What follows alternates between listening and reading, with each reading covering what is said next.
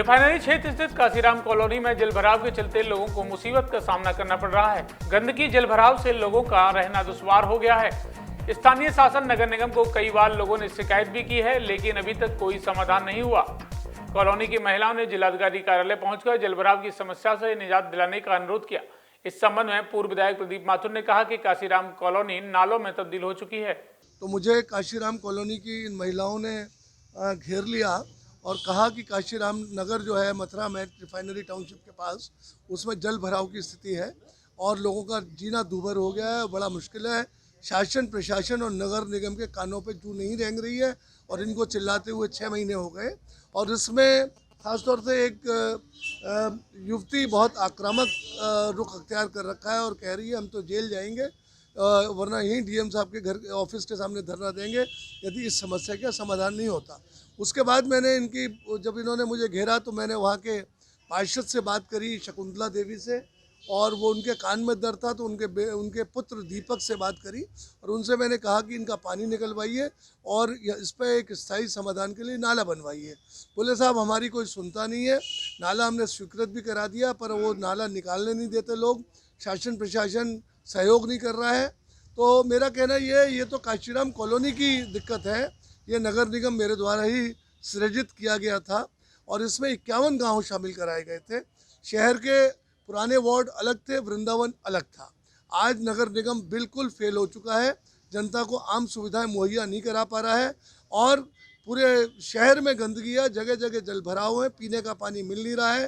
Gokul barrage को ढंग से ये चला नहीं पा रहे हैं और सिर्फ बयानबाजी और अखबारों में स्टेटमेंट देना, चैनल्स पे बात करना हो गया है। 51 गाँव में जाके देखिए इतनी भयंकर दुर्दशा है कि उनकी तरफ कतई भी फोकस नहीं है। और इसी तरह वृंदावन के 9 वार्ड तो बिल्कुल ही इग्नोर किए गए हैं। हमने वृंदावन को ए ग्रेड की नगरपालिका बनवाया था, परंतु इन भारतीय जनता पार्टी के नेताओं ने मथुरा में समावेशित करके वृंदावन का बंटाधार कर दिया।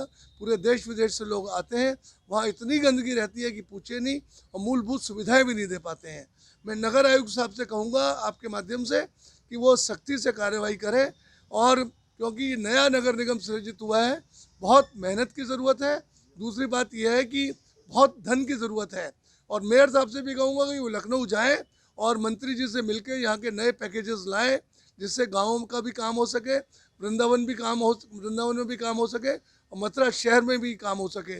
काशीराम में रहने वाली महिलाओं की पीड़ा भी सुनिए। जिलाधिकारी कार्यालय पर ये दिखाई दे रही ये महिलाएं सभी काशीराम कॉलोनी से आई हुई हैं। क्या इनकी शिकायत है, किस शिकायत को लेकर ये आई हैं? क्या नाम है मैडम आपका और कहाँ से आप लोग आए?